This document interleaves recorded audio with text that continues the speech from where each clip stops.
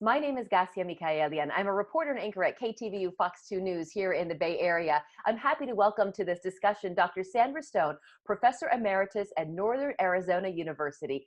Thanks for being with us, Professor. Oh, it's my pleasure. Thank you. Of course, so Dr. Stone, we're talking about parents and children. This can be a very difficult time. Oh, it is. And it's very hard for parents to have their children all the time during the day. And what do you do with those children? Right. It's a very interesting time for So sure. let me tell you, so I'm a parent of two little boys. Thank goodness my husband is home with us. Yes, Um, we know a lot of schools are in spring break time right now, and that was us last week. yes, We had nothing to do for a whole week, and that was probably a lot harder for us than when the children are back to their studies. yes. So if we're talking about play, it's this time where you as a parent can take part in that and realize how important it is for children to be able to play. And how old are your children? My little boys are almost 10 years old and about 11 and a half. So, Okay, you know, great ages. we've moved out of the, puzzles and board books and, Yes, that sort of thing. But they still very, very much want my attention, and not just my attention. They want me physically there without my phone yes. in my hand. Is that part of it? Oh, yes, it is. And to realize how important play is for children and that you recognize it and that you are willing to be a player with your children, not in control of it, because it's also important for play that the children are in control of it, but that you become part of it. I'll give you an example. I was playing with my 7-year-old grandson, a little younger than your children, but he decided to set up a store. And so he got a bench and he got snacks from all over the house and put them all over on the bench. And then he opened up the store. And so we were going to come by and pick up things. He said, you need to come and order things and take things from the store. Okay, fine. But then he did something unique. He said, by the way, we have phone orders. So he gets a cardboard, little piece of cardboard and pretends it's a phone. And now he is having me call him and order what I want so that he can deliver it. And then he delivers it and I pay him. But all in the sense of we're in this world right now, which is very strange world, but he accommodated all of that so he can continue his play. And as grandparent, I'm part of the play, but the play is his play. And it's just interesting to watch. So I think for parents, have those opportunities. And it didn't matter that all of that took place in the living room and there was stuff all over the place, that we're not concerned with how, the house being clean, so to speak, but that we allow those kinds of things to unfold, like building the fort, using your toys, and you create dinosaur land and it's all over the dining room table. Those are important things. Let's go back to the example of your little grandson opening up a store. Um, Yeah, as soon as he mentioned it'll have to be a phone order, I immediately felt a pang in my chest of, oh no, he's aware of the crisis. He knows yes. people are suffering. Should parents feel bad when children put real life scenarios into their imaginative play? No, actually, it's very, very important because part of their emotional response, their problem solving, they're figuring things out. And it's important for them to play those things out for that sense of emotional security. So it wasn't a warning sign for you. No, not at all. And also as a parent, and a grandparent, I'm observing, oh my goodness, how creative is that play? That he figured that out, that he was solving this problem. Oh, you can't come to my store. He didn't say a word, but it was underlying and I knew what he was doing. But I think parents can be, if they listen and watch, can be amazed at what their children are doing. Can you help parents? I've talked with, frankly, I've texted with a lot of my peers in the newsroom, and we all have children about the same age, right? 7, 8, 9, 10, Sure. 11 years old. And a lot of us are pulling up, the Scrabble board game or working on a puzzle. And sometimes the children want to bend the rules so they end up winning or getting ahead. I can't tell you what crazy words my boys try to put down on the Scrabble board. and I'm torn between letting them so they can get all the points and actually saying, that's not a word, or you can't use a name on the Scrabble board. How do you recommend that parents and grandparents go about sort of gently regulating the play without squashing their joy? Okay, that's such a great question. Well, it really depends too on the age of the child. So if the children are below 7, the role playing, it's very difficult for them to comprehend that because they do want to win. 8 and above, they're usually more apt to say, oh, these are the rules and this is the way we play it.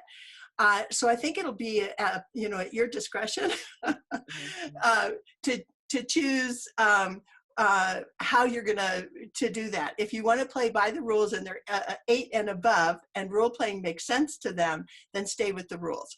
But if they're younger than that and they want to make up their own rules, I would not worry about that at all.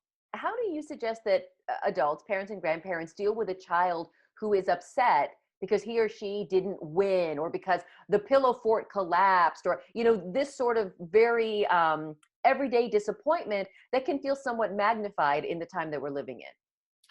I think it's important. I think one of the great things about play is that it builds resilience in children, and so to allow those scenarios to play out, because that's part of that learning process, that things don't always work out, but we could fix it. We can do something about it. And it might be just a comforting word, or how can I help you? Come alongside, let's rebuild the fort, those kinds of things. But that is part of that learning process, and it is incredibly important for them to walk through that. When it comes to play with our children, a lot of parents, I read these studies that say, parents these days spend 40 minutes a day in active conversation with their children, and it makes my skin crawl. But should parents be counting minutes, or how do we know that we've done a good job? Oh my goodness, such a good question. In knowing that children, sometimes the play can be actually for hours, I would take, again, time away from the phone to observe the play and see what they're actually doing. Doesn't mean you have to be involved in the play, but when they invite you to be involved in the play, and again, parents are busy and have their lives, but as much as you can to be that participant, that you value it. You think it's important. It's not just, go over there and play, and it isn't important, but it is important. And that by being part of it, or knowing that you feel that it's important and they sense that, is important for them. I always tell my boys, sometimes, okay, every afternoon, I'll be in the kitchen working to make dinner, and they'll be off, fighting or playing in the living room, and they'll come in and they'll ask something from me or want me to take a look at something. And I say to them, this is how food happens, right? If mommy doesn't cook it, we don't have food to eat. But my husband is now saying that I should invite them into the kitchen and say, you know what, how about you wash and dry the lettuce? Or how about you chop those carrots and onions for the soup? I feel like it's something I should have been doing all along, but now if parents have the time, do you suggest that we draw the children into more of our activities as well? I believe that's a really great idea, to be able to do that. I know some of the things you can't do, and depending on the age of the child, but they're also learning those skills as well, and how to be part of the preparation and life. Yeah. So Like, I agree with your husband. oh, good. The world always does. And he's helping too, right? He is helping too, of course, of course. He's a modern husband of the 2020s, not the 1950s. Sounds I like good. to joke. At a time when many families have lost the routine that comes with mom and or dad going to work, the children going to school, swim team in the evenings, how do you suggest that we navigate these endless hours that really don't have much structure? Again, if you create your own structure, and they will fall into it very, very easily, such as we get up now and we have breakfast, and then we do this, and then we, clean here, or whatever you need to do, and now it's playtime. And to just set, they don't have to be hard boundaries, but just some time boundaries that give the children a sense of continuity and safety. Okay. And they will respond to that. That's a good thing. Yeah. No, I think you're right. I think it's good for all of us. Let's talk again quickly about play. I have a sister who, she's a 10 out of 10 on everything. You go to Easter at her house and she has every little perfect, chickadee, egg, and bunny. And it's like you fell into a Hallmark shop, right? I tend to be very relaxed about a lot of things. And I found that sometimes children prefer, here's a bucket of muddy water, go play on the back patio. And they tend to be a little bit frustrated by those. Everyone line up, everyone put on their bunny ears, everybody hop across the finish line. Can you talk about those different ways to kind of serve up play to our children? I think one of the best things that parents can do is provide opportunities for what we call open-ended play. And open-ended play means there may be a variety of things. Could be that bucket of water or blocks or toy animals. And the important thing is that the children have control over the play. It is not directed by an adult. It is very, very important that they have that sense of, this is my world and I can control it, because it is within that open-end play. For example, I've been privileged to be part of Schleich's Power of Imagination campaign, where they use the toy animals and children take them and then they go into these amazing stories, and parents can prepare kind of the environment, that bucket of water, that sand, those blocks, those toy animals, so that the children can control that environment themselves. And that also goes back to your other question about those routines. Having children being able to play and be in control is very important for their personal well-being. And finally, Dr. Stone, can you say a word to parents who may be very worried that we're not doing it right?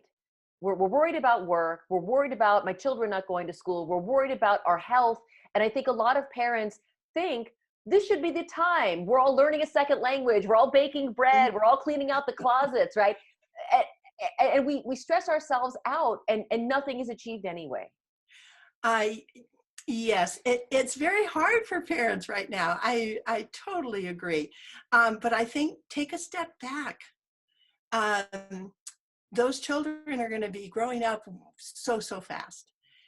Enjoy that time, and particularly that time when you can watch and be part of their play. It will be not only good for them, but also good for parents. Well, I will share with you, yesterday I was having a particularly difficult day with tech issues and work related. And so my little one, my almost 10-year-old, said, let's have an ice cream sandwich party on the front step. Oh my goodness. And my first thought was, who has time for an ice cream sandwich party, right? But then I thought, you know what?